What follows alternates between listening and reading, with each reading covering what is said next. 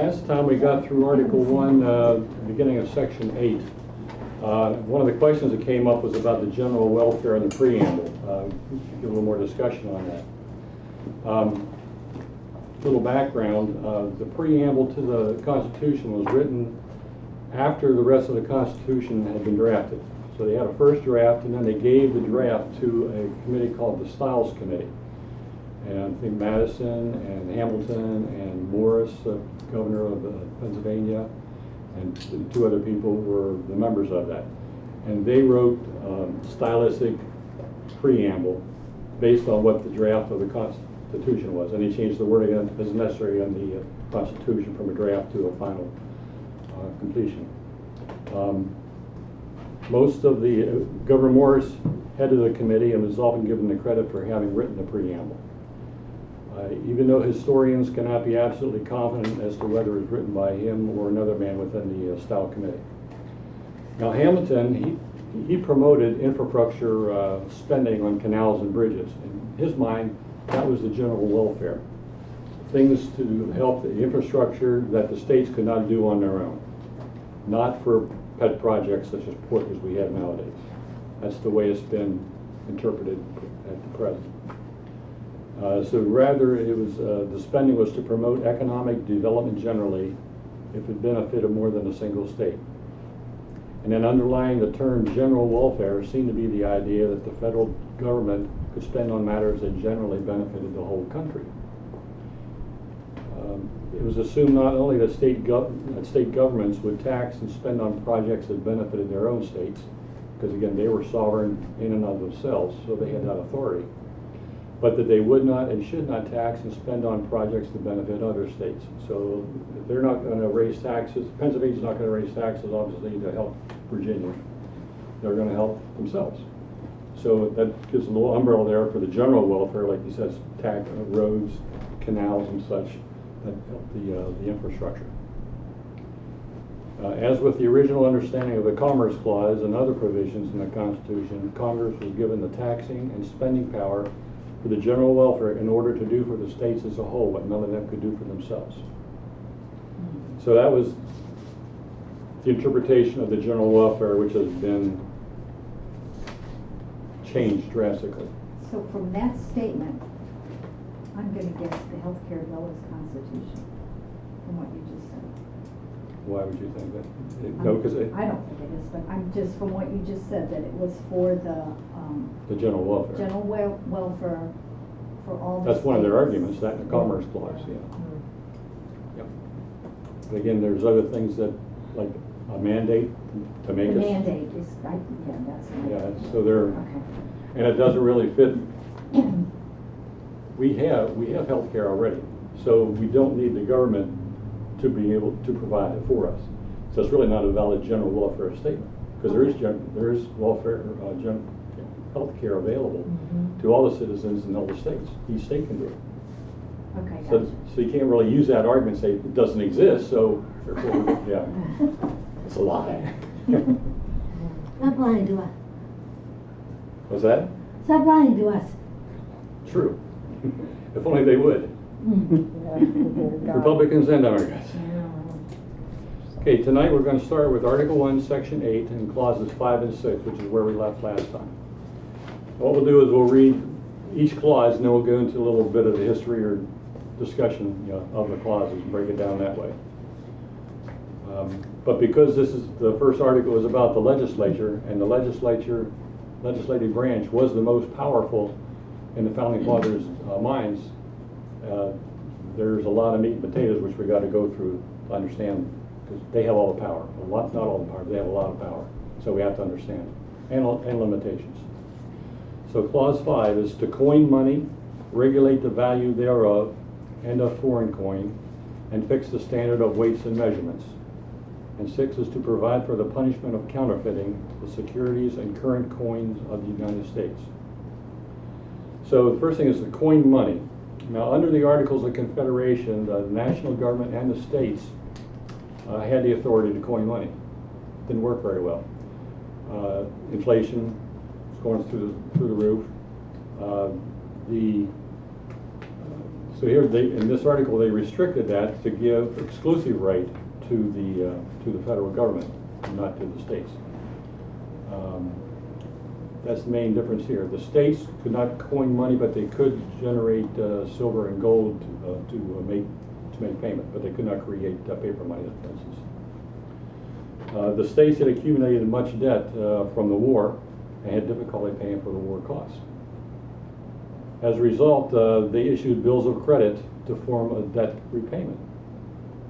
Then inflation started soaring because they couldn't repay the debts. So what they did, they waited until the inflation came so bad, the cost of the bills, they could buy them back for pennies on the dollar, then they paid them off, and they could afford it. People got screwed. National government did the same thing, but that's beside the point. That's what we're doing right now, too. As far as the counterfeit and the standard of weights and measurements, the main thing for that is to have the standardization, the national standardization. You got to have everybody using the same kind of value for their coins to make sure it's equal for the commerce and between the states. So everybody's on the same basis. For the counterfeiting, the framers included the authority to punish that for 3 reasons. One is to distinguish counterfeiting from treason, as it was in England, as it was considered in England. Secondly, to ensure that Congress had authority over international incidents on American soil that involved counterfeiting of foreign currency. And thirdly, to ensure national supremacy in monetary policy. So again, to give the national umbrella here of they're the only ones that can identify and punish the counterfeiting. If each state had that authority, you could have chaos pretty easily. Clauses 7 and 8. 7 is to establish post office and post roads. 8 is to promote the progress of science and useful arts by securing for limited times to authors and inventors the exclusive right to their respective writings and discoveries, basically patent. Now, both of these articles here, these clauses, demonstrate the interest that the founders had in facilitating economic growth. And they believed that they shared that such power had to be made explicit in the Constitution. So to provide post offices and post roads was again allowing for commerce, establishing what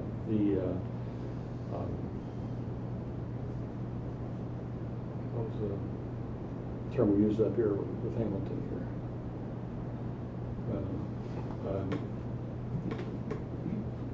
But having the roads and such and the commerce, it allows for trafficking of goods between the states. And it gave them means to do that. The founders felt that on the local level, states and all could tax and build their own local roads, but you wouldn't have cohesiveness. They'd be of different qualities. They wouldn't necessarily connect right between the states. They wouldn't benefit the intercommerce aspect of it. They'd benefit the states themselves. So again, more of a general welfare type of overstructure.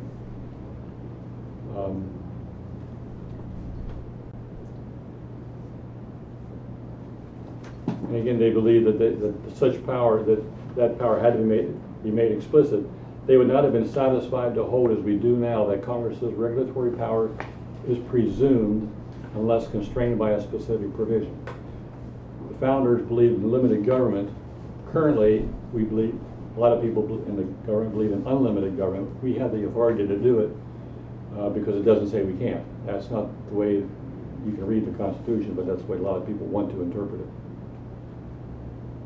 You know, such an open-ended power, they felt, would become tyrannical. So the founders were definitely against it. At the same time, they weren't opposed to government intervention if appropriate to serve the general welfare. The federal legislative power in particular could counterbalance provincialism within the states. And having, again, just been through the disaster that was the state of things under the Articles of Confederation, many framers understood that the greater federal power was necessary. So you did need to have some more power within the federal government. The debate was over how much would be too much power. Still is. Clause 8 about the patents. The founders believed the protection of intellectual property was important to the growth and prosperity of the nation. And the author's copyright was a right in English common law at the time and was respected by colonial America, so they continued with that. And Parliament protected an investor's right to his invention for 14 years. Much the same as we do at present. Patents, I think, I'm not sure it was 14 years, maybe 12 years, but somewhere around that time period. That's a big thing for pharmaceutical companies because their patents run out and then one company can offer generics, but at least they have the patent on their name brand for a period of time to recoup their costs. 17 years. 17, is it? Thank you. Clause 9, to constitute tribunals inferior to the Supreme Court. Now this one, there's a difference between tribunals and lesser courts. The main difference, in Article 3 we talk about Congress can create lesser courts, and that's create and appoint. Here it's constitute tribunals, different wording. And tribunals and courts pretty much, even though they had a different meaning back in Greece when they were first termed as such, in the early 1700s they pretty much became synonymous terms. But one of the distinctions between the two is that tribunals are, judges are appointed not for life. Courts, they are appointed for life, inferior courts. So you don't have the lifetime judge. They're, I guess, for specific terms. I'm not sure what the term is. I didn't see that. Congress might appoint state tribunals to act as courts of the first instance in deciding questions of federal law. So there was a lot of discussion with this. There was a Jersey plan, a Virginia plan, and they were jettisoned, and the Connecticut Compromise came into point. And then you had the Committee of Detail, which dropped the usage of the term tribunals to describe the federal courts in Article 3. And it required life tenured judges in Article 3 courts while refusing to impose any such requirement for the Article 1 tribunals. So it's really just that one statement in there, to constitute tribunals inferior to the Supreme Court. Congress decides how they want to make it happen. They're not required to make them lifetime. They're not required to not make them lifetime. But it came about to make them non-lifetime.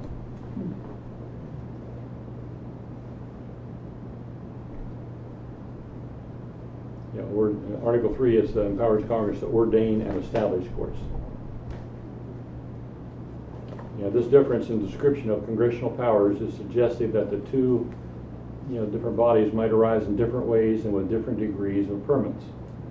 Specifically, Congress might constitute tribunals either by creating new bodies from scratch or by designating existing bodies as inferior tribunals.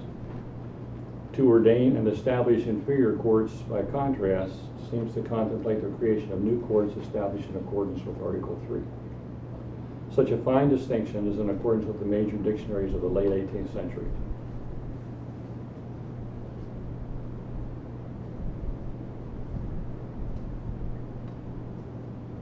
And they talk a little bit about Bush and the military tribunals, setting it up for Gitmo. He has the authority, well, he doesn't have the authority to establish, Congress can establish tribunals. But they do have, under the UCMJ, I think tribunals is one of their options. So there's a lot of contention about, because that word tribunal is in there, did he have the right to do it, did he not have the right to do it? I think it came down to he did, but we all know there's a lot to do with that.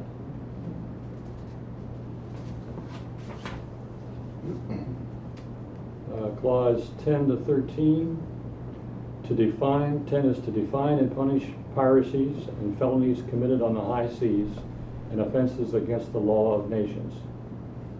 Again, there, the law of nations, you need a federal jurisdiction there rather than states getting into it. States should not be acting with other nationality. Same thing with piracies and felonies on the high seas. That's a national offense. So national level has to deal with that.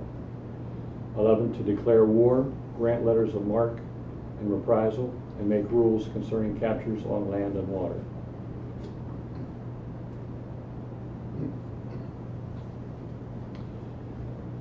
This power grants a far more unusual and yet clearly lawful means for Congress to carry out its international and/or national security interests. The essence of power, Congress can authorize a private person or private army, not a part of the United States Armed Forces, to conduct reprisal, military-like operations outside the borders of the U.S. So they can create their own force. They cannot order the military to do anything, but they can create like the CIA, give them powers. But you said CIA, I was thinking more like that Blackwater. They can do something like that too? Like an army of mercenaries? Yes, they have the authority to do that. The federal government or the president? Congress does. Congress has the power to create an army of mercenaries. Yes. Are they For letters of letters of marque and reprisal. So it's in retaliation to, like Iran Yeah. or Afghanistan when went in there. They could have just as easily instead of having the military go in, hire mercenaries to go in, like foreign agent. Hire them to go in and do our dirty work. We had that authority. Remember, back at the time that this was written, we didn't have much realize of a standing army or navy, No, we didn't. but we had a lot of sailors that were on their own and did a lot of war things during the Revolutionary War. So they had experience. So they had a force there. So it's not something we talk about very often. No, I didn't know Congress had the authority to create an army of mercenaries. That's interesting. Yeah. But it's getting harder and harder to justify that. Yeah, that's going to be real. Just because they can do it doesn't mean they will. Yeah, that's going to be real hard. Yeah. Again, this is the House. No, I take it back. The whole Congress. And to declare war, grant letters of marque. So, okay, to declare war, we had that. Only Congress can declare war. The president cannot. We had this discussion with Libya getting into there in the backhand way which the president committed our forces. Oh, yeah. Congress controls the purse string, so we didn't, the way the president did it, going in through using NATO and the UN, really unconstitutional, I feel. He didn't have the authority to do that. Can't he get called out for that? I mean, can't he? Yes. Who's going to call him out? The Democratic Senate? Cut Yeah, Larry Reid. Who's going to call him out? We got weak Republicans are weak-minded and weak-spined. They don't believe in doing that stuff. They're afraid they're going to get themselves called and take a black eye for doing it. What about the American people? Yeah, it's up to us. Always has been, always will be. But that's why we're studying the Constitution and know what can and can't do. Yeah, but we can't. I mean, we could raise holy hell, but we can't impeach him. No, we can't. We So- can vote him out. We can vote out our representatives. That's No, our I power. hear what Yeah. you're saying, but I mean, we And- haven't. and we can been raise- voting And we can 3 raise years. the issue in the media, make the media listen and bring it up. That's Do their job. That's what we. Yeah. Well, they're doing their job. They're part of the Democratic National Committee. Yeah, they There are. you go. And they're getting paid for that. Yeah.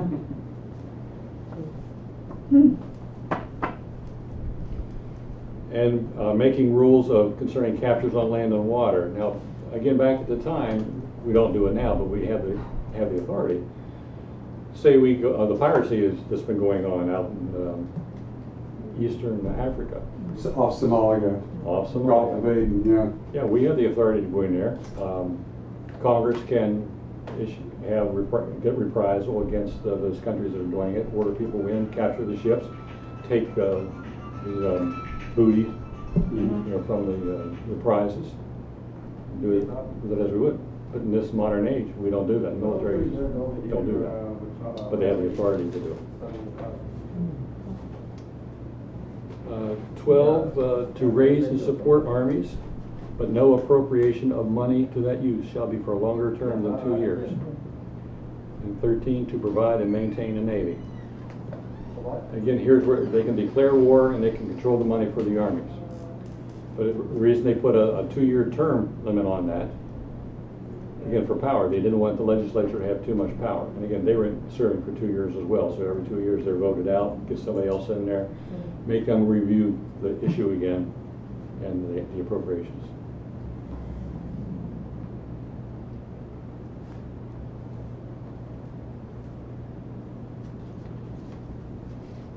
14 through 16. 14 is to make rules for the government and regulation of the land and naval forces. So they declare war, control the funds, and they can make rules on how to run the Army. And even though the executive is the commander-in-chief, the regulation of the land and naval forces lies with Congress. So they have a lot of authority, which we don't see exercised very much. And it's another check on presidential power and maintaining security within a nation. 15 is to provide for calling forth the militia to execute the laws of the Union, suppress insurrection, and repel invasions.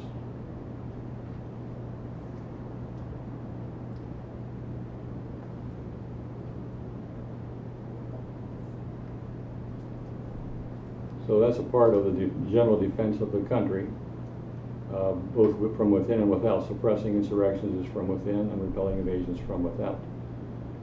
Again, it's part of the declaring war, as well as the calling forth of the militia. They can call them forth. The president can't, Congress can. So the president can't call them forth. Go ahead. I wanted to ask, so they're saying that the armies are different than the militia? Are those two different things?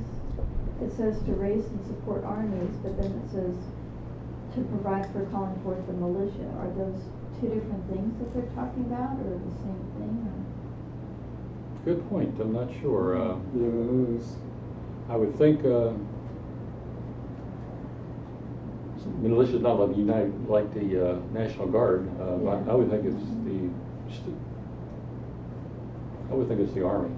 Militia, Army, same term. I looked that word up once, and the impression I got from the three definitions I read was it was an organized group of citizens. Citizens, Yeah. that's what I thought. Like a posse? I'm a little concerned about this because if the Second Amendment ever gets questioned on what a militia is, this bothers me, if that's the interpretation.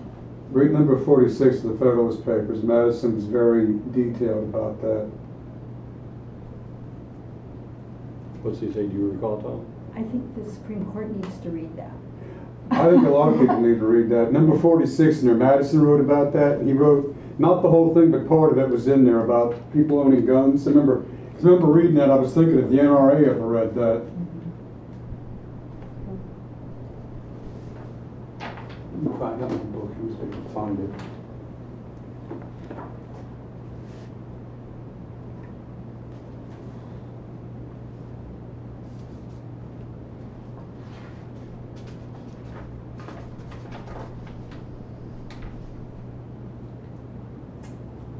Although it says for governing such part of them as may be employed in the service of the United States, reserving to the states respectively the appointment of the officers. Yeah, that sounds like the National Guard. National Guard. Yeah.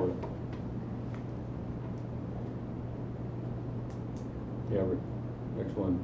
They didn't know to call it that name. They called it the militia. But every state has National Guard, right? Correct. And I bet that's correct. 16 is to provide for organizing, arming, and disciplining the militia, and for governing such part of them as may be employed in the service of the United States, reserving to the states respectively the appointment of the officers and the authority of training the militia according to the discipline prescribed by Congress. So the militia here is the National Guard, run by the executive of each state.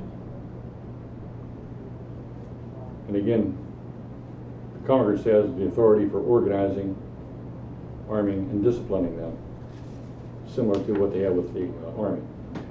So that gives some consistency. That's whenever that falls under the auspices of when they come to the aid of the national government. The fear of a powerful military president led to some problems for the founders. Legislatures, by their nature, make laws and do not independently enforce them. So the executive has that authority, so that again they want to put a lot of checks and balances and constraints, on the executive office.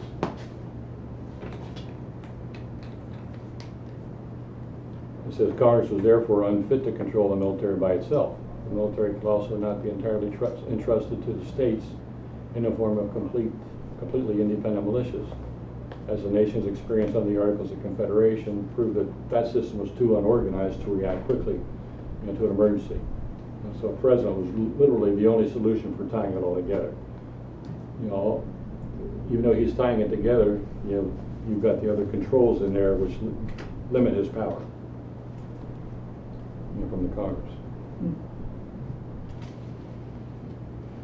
17 is to exercise exclusive legislation in all cases whatsoever over such district not exceeding 10 miles square as may by session of particular states and acceptance of Congress become the seat of the government of the United States, and to exercise like authority over all places purchased by the consent of the legislature of the state in which the same shall be, for the erection of forts, magazines, arsenals, dockyards, and other needful buildings.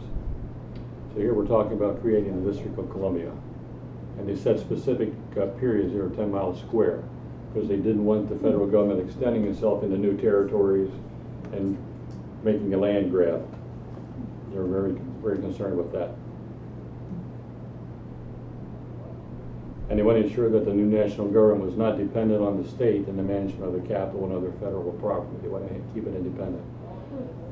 Article 14, I think, or Amendment 14, then changed it later to put, create its own mayor and its own legislation in the District of Columbia to manage itself.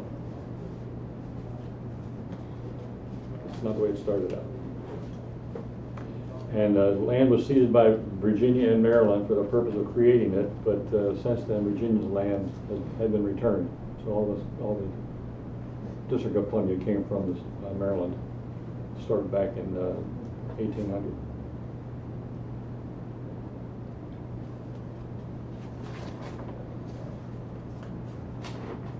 In 18, and to make all laws which shall be necessary and proper for carrying into execution the foregoing powers, setting up the district, and all other powers vested by this Constitution in the government of the United States, or in any department or office thereof.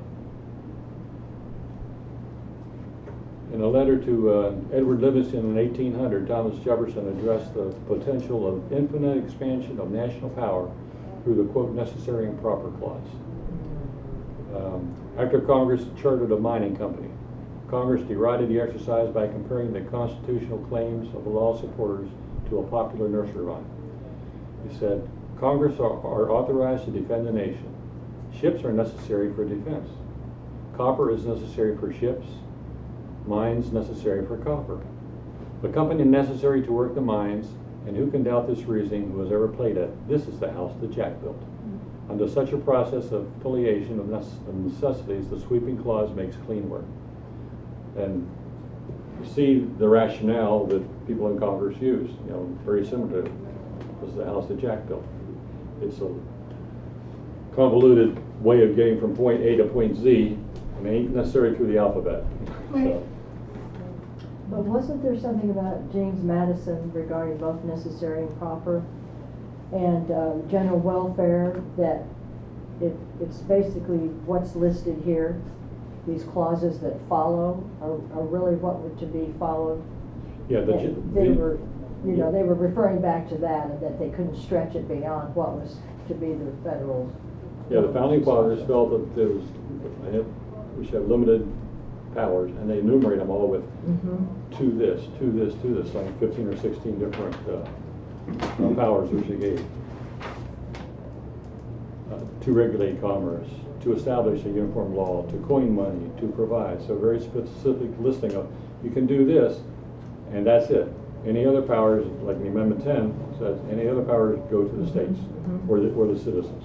But I think I've seen somewhere when the argument comes up with necessary and proper, it really refers back to general welfare. So sure, it has to. I mean, they're pretty broad terms, and there is no set definition. The founding fathers, you know, define a lot in the Federalist Papers, pretty clearly, and define what they definitely are not. Negative liberties.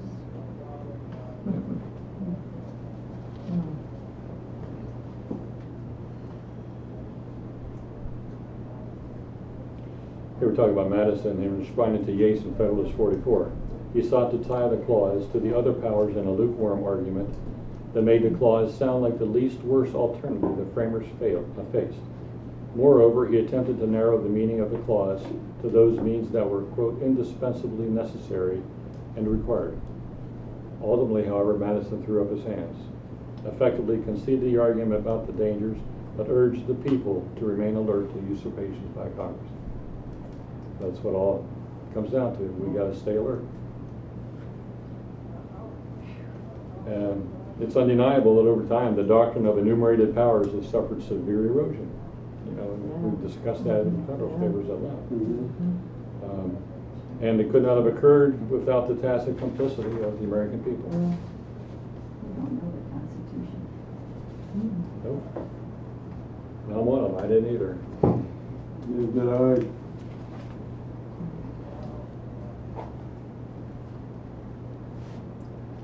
It's inevitable as people intuit, and as writers from Plato to Machiavelli to Yeats and Madison have explained. Rulers seek first to maintain and then to expand their power. Over time, there occurs an institutional accretion of power at the expense of personal liberty, as each precedent gives rise to an incremental expansion.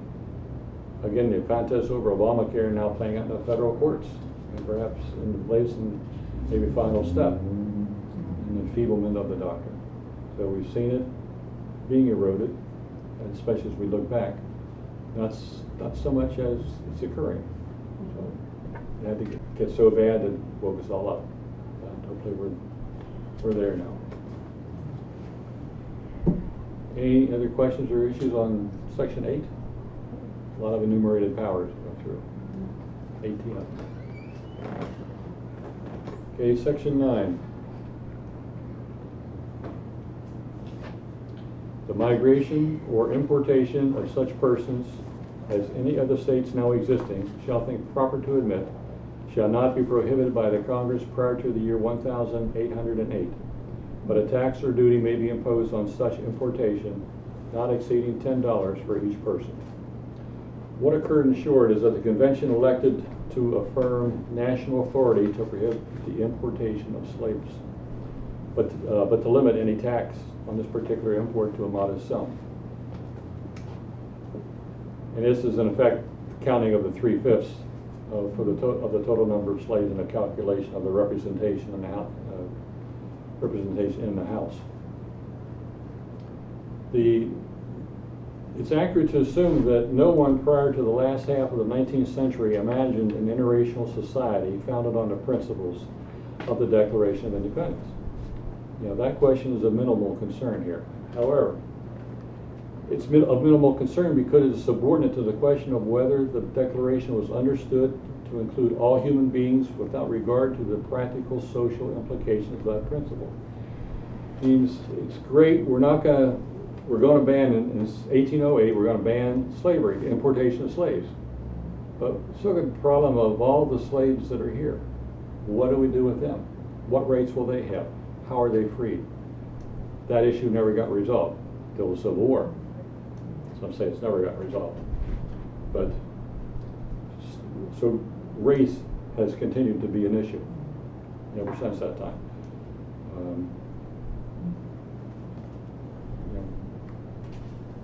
So that's what they're talking about at the beginning of this section.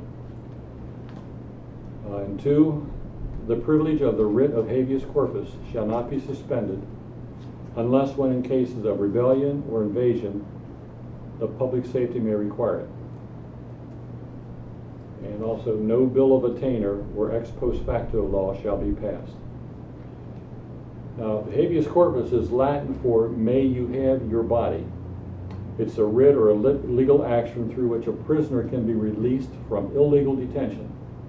That is, detention lacking sufficient cause or evidence. You know, the writ is commonly said to be an instrument only to test the constitutionality of the detention, not to adjudicate the guilt or the innocence of the individual or of the detainee. In other words, it's not the same as a right to appeal a conviction. It has nothing to do with whether you're convicted, whether you're guilty, or whether you're innocent. It's just that you cannot be held illegally, detained against your will. So it's a collateral attack on the right of the government to detain a prisoner at all. The rights of appeal are usually limited in time, but petitions for habeas corpus traditionally were not and could be brought repeatedly years after trial. Ex post facto, those are laws that retroactively change the rules of evidence in a criminal case, retroactively alter the definition of a crime, retroactively increase the punishment for a criminal act, or punish conduct that was legal when committed. So you basically can't go back in time and change the rules to get at somebody. That was to protect against another form of tyranny of the government. So these are protected here. It's considered a hallmark of tyranny because it deprives people of a sense of what behavior will or will not be punishable and allows for random punishment at the whim of those in power.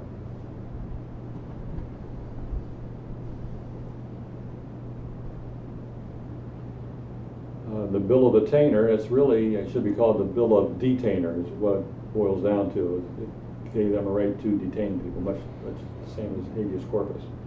So it prevented that.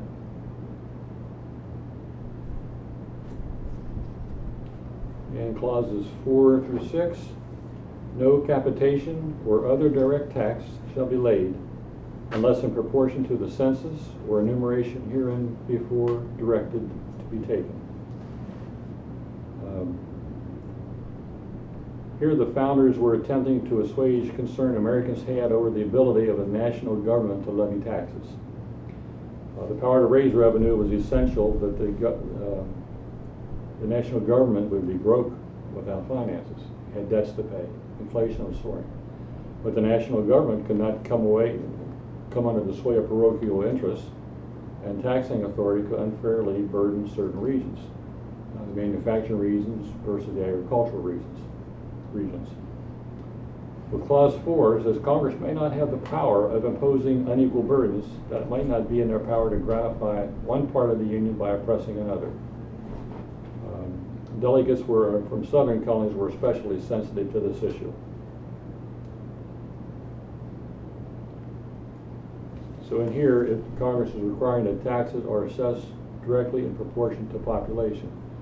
So the northern states were going to take the hit by this. Regarding the census of proportioned representation according to the number of slaves equaling 3/5 of the number of slaves. 5 is no tax or duty shall be laid on articles exported from any state.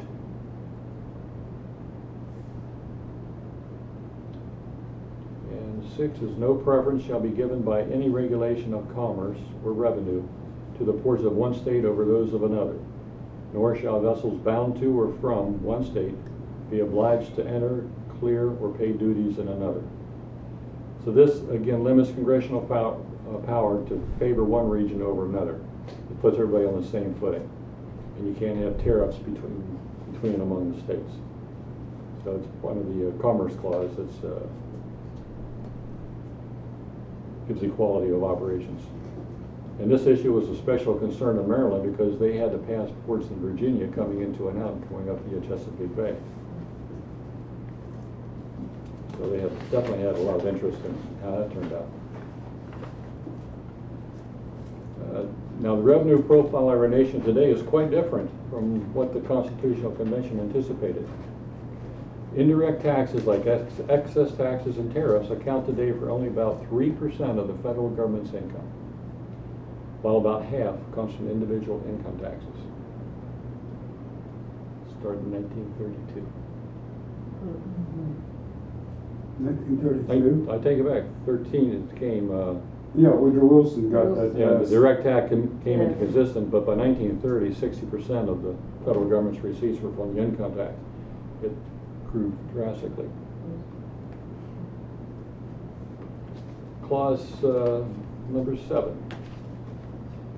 No money shall be drawn from the Treasury, but in consequence of appropriations made by law, and a regular statement and account of the receipts and expenditures of all public money shall be published from time to time. Interesting. Most passing. Pardon? You're going to find out what it is, in regards to passing it, the stimulus or whatever it was. That's among other things. Don't need to read it, just pass it. Healthcare bill. Yes. Yeah, the clause, this clause seems utterly unremarkable today. It seems like a CPA wrote it. Now, the first 16 words, no money shall be drawn from the treasury, but in consequence of appropriations made by law. Who has the authority there? Congress has the authority to draw from the treasury according to law. So you've got to pass a law. Then you can go appropriations bill. Then you can draw the money from the treasury.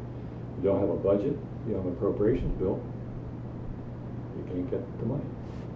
And again, the question comes in about printing money. Where's the treasury get the money? This doesn't hint so much at it, but makes you think about it.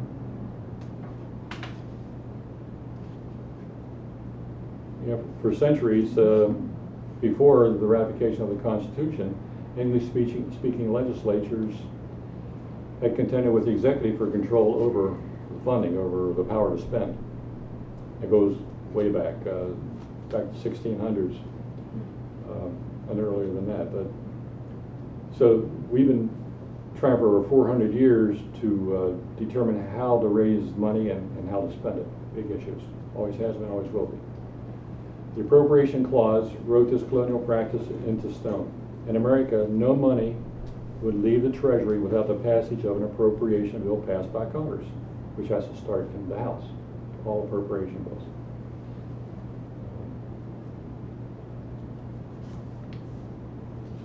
So it says the intervening centuries under the Constitution have seen further conflict over the contours of the appropriation clause. For example, battles over presidential discretion to impound appropriated funds, meaning refusing to spend them. But the bedrock principle of the appropriations clause has almost never been called into question. The second half of this goes back by thousands of years, requiring a written statement from time to time. And the core of this, the ethical requirement for that, is that anyone entrusted by law to spend the people's money has a duty to tell the people how they spent the money as a faithful steward. And that goes back to its roots in Exodus, with Moses. So Moses himself came back after the construction of the Ark of the Covenant with a report on how the funds raised were actually spent. As a result, this clause is one of the clearest examples of biblical influence in the Constitution.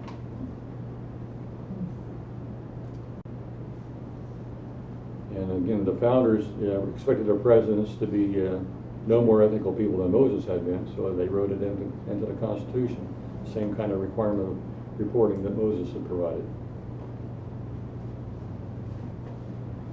Clause 8, no title of nobility shall be granted by the United States, and no person holding any office of profit or trust under them shall, without the consent of the Congress, except of any present, emolument, office, or title of any kind whatsoever from any king, prince, or foreign state. Must be prince or foreign state.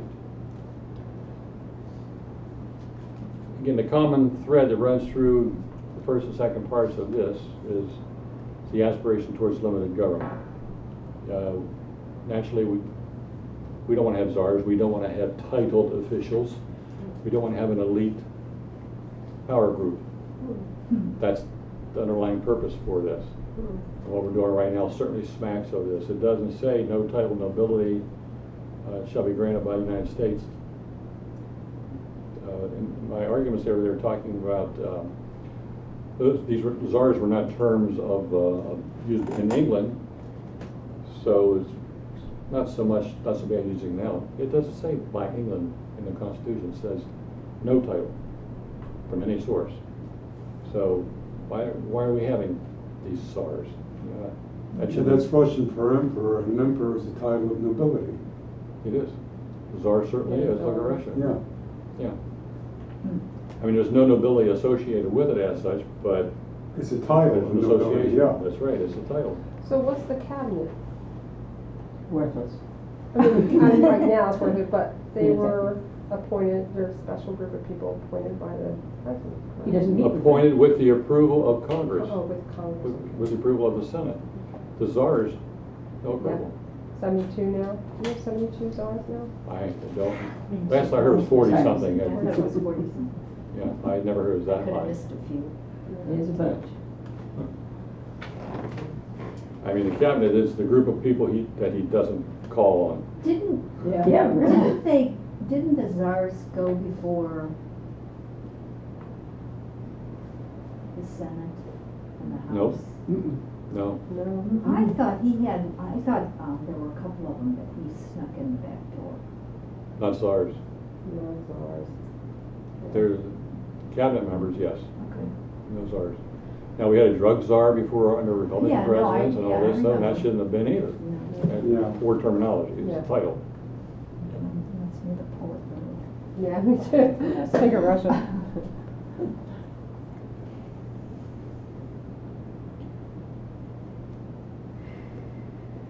Okay, section 10, clause 1. No state shall enter into any treaty, alliance, or confederation, grant letters of marque and reprisal, coin money, emit bills of credit, make anything but gold and silver, coin a tender in payment of debts, pass any bill of attainder, ex post facto law, or law impairing the obligation of contracts, or grant any title of nobility. Very similar to the one we had earlier in section 8, or section 9 rather, section 8. And this is basically, we gave these privileges and rights exclusively to the federal government, so no states can do any of these items. So it restricts the states to only a very limited capacity of international law, because again, the federal level has to deal with the international level, not the states. States may exercise even that resolute only with the permission of Congress. You know, the second part of the clause dealing with money, bills of credit, gold and silver as legal tender, address the pestilence of paper money issued by the states. Again, they've given bills of credit, had high inflation at the time. They waited until, again, they drove the prices down before they would pay them off. And after the war, after they depreciated, the colonists declined to vote the taxes necessary to pay them. So it's hardly surprising that in the states and the Continental Congress will resort to the same hoary practice on declaring independence. By war's end, Congress had issued $226 million in bills of credit, for which it had received $45 million in goods and services, as Americans increasingly took into account this species of public finance fraud. They saw what happened with the states. They saw what was happening with the federal. They weren't going to give their money to a fraudulent government. So, you know, the problem is that it also depreciated to nothing. That's when you heard the term "not worth a continental." And that wasn't the Euro continental they're talking about. So they had the same type of problems. The bill of attainder, again, is legislation or punishment, an act of legislature by which one or more persons are declared to be attained and their property is confiscated. So they were not only detained, their property could be taken, again, without right of a trial. So that's the bill of attainder, which was prevented. The states were prevented from it, as well as the federal government. Second clause, no state shall, without the consent of Congress, lay any imposts or duties on imports or exports, except what may be absolutely necessary for executing its inspection laws, and the net produce of all duties and imposts laid by any state on imports and exports shall be for the use of the Treasury of the United States, and all such laws shall be subject to the revision and control of the Congress. So again, the strict limitations on what the states could do. The tariffs were damaging economically and politically, so if each state were able to set its own tariff, many of the benefits of being one nation, you know, were lost. And the economic and political warfare and chaos then would ensue. Didn't need that. Clause 3, another limitation, no state shall, without the consent of Congress, lay any duty of tonnage, keep troops, or ships of war in time of peace, enter into any agreement or compact with another state or with a foreign power, or engage in war unless actually invaded or in such imminent danger as will not admit of delay. And again, the founders understood that the federal government could threaten individual liberty, but so can the state governments. So we didn't want the state governments to have their own armies, to have their own ships, to be able to get money in from tonnage of duties on tonnage of ships. And the only way they could engage in a war was imminent danger. They were being attacked. Indians, we had foreigners north and south of us. So it was dangerous times. It's still going on. It wasn't a peaceful time in our country. And let's see. Section 10 consists of absolute prohibitions on the states, such as relating to military and monetary powers, qualified prohibitions on the states, such as the things that Congress could suspend.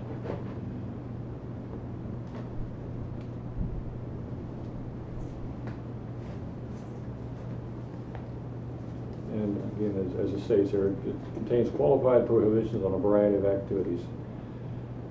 So again, it sets Section 10 is defining what the limitations that the states have, because again, the states were powerful in their own right. Under the Articles, they were all sovereign nations, basically, in a loose federation. So we had to constrain what they could or what they could not, constrain what they could do to make sure that they could also not be a threat to individual liberties, the same as the federal government, the same as we constrain the federal government previously in Section 9. Any questions? Okay, that's probably a good breaking time. We can pick up then Article 2, which is executive power, next time.